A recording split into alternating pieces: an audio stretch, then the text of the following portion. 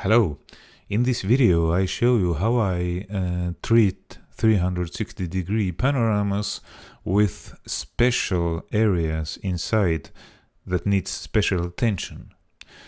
As you can see in this panorama, there is quite dark room with a big table, and this table has a backlight, so it's quite bright inside this room. And this table is obviously very important in this room because it has some rocks inside, and the viewer has to be able to view these rocks with very great detail and sharpness and so on. So there are 3 obstacles in shooting this 360-degree panorama. And let me show you maybe like this. 3 obstacles. The first one is obviously the brightness difference between the overall dark room and the bright area in the table. The second one is the sharpness problem. The sharpness is the lens is at its sharpest at the center, but this table, as you can see here, is not in the center, but it's quite low at the frame. So it means that the table is not so sharp as it could be. And the third one, and maybe the most important problem, is the reflections on the table that are caused by the lights above. The reflections are quite ugly and ruin the view. So to overcome these 3 obstacles, I choose to capture and process this panorama as follows. Well, first of all, the shooting method is I use full-frame camera with Canon 8 to 15 millimeter lens, and this is shot in 13 millimeter focal length, so it's my standard shooting method. 6 panoramas around and 1 nadir.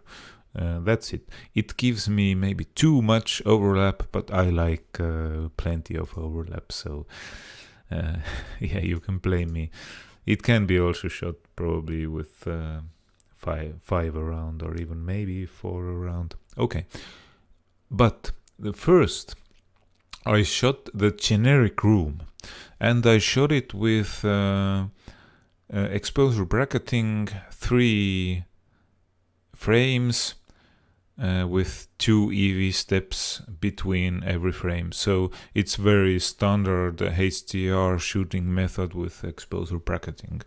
And this generic room was captured like this, and these frames that you see here, these are already gone through from the Lightroom. I processed the HDR processing method with Enfuse plugin inside Lightroom, and yeah, so these are already pre-processed images here from the HDR bracketing. Okay, so at first the generic room, and then I shot 2 frames from the table, and I can show you these just like now. And these frames are shot only from the table, only to present the table area. And as you can maybe already see in this frame, so what I did to overcome these 3 obstacles that I recently told you. The first one, the sharpness of the table is maximized here because I tilted the camera a little bit downwards, as you can see here, and so the table would be more at the center of the frame, meaning that there is more sharpness at the details of this table. So the second one is the exposure problem, very 2 contrast lights, very bright table. So of course I would have solved this also like using 5 frames exposure bracketing or even 9 frames exposure bracketing. But this way it's also manageable because I just dialed the exposure down when shooting these 2 photos, and then it's like a little bit not so bright here. And the third one, and it is probably the most important that made me consider to shoot the panorama like this, was the reflections from the lamps above. So when shooting these 2 photos, I switched these lights off so that there would be no reflections in these photos. Okay.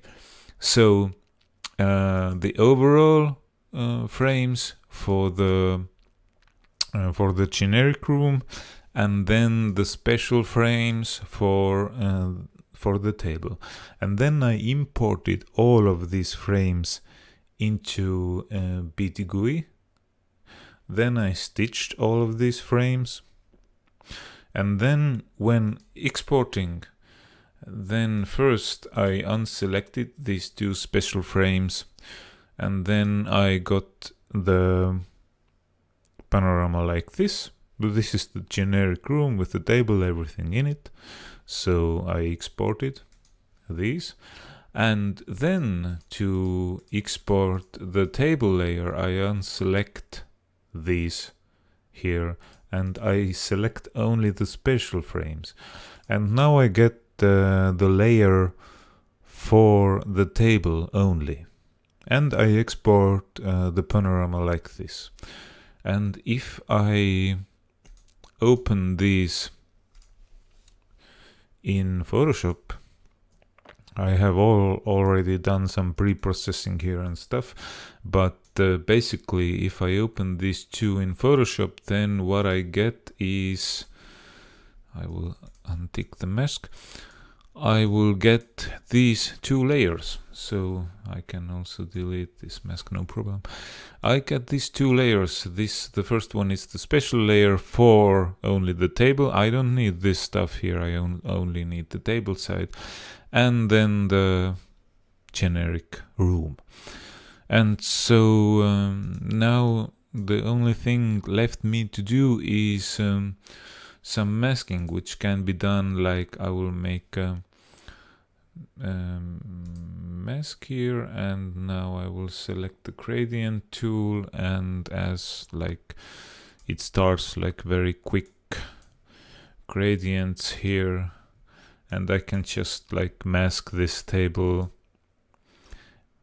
inside the generic room like this, and it's already looking quite good. And but as we know, like it can be even better, so I will follow with taking the brush and making some adjustments here, like this and this and this and so on, to make this mask like perfect.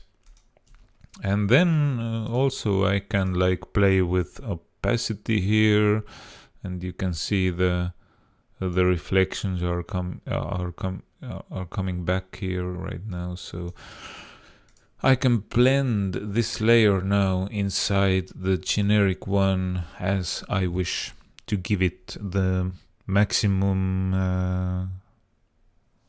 like natural look here inside this room. And the sharpness and everything is quite good already, because as I told you, these frames are actually pre-processed in the Lightroom first and then in the Photoshop. But yeah, the generic shooting and stitching in BTGUI is like this.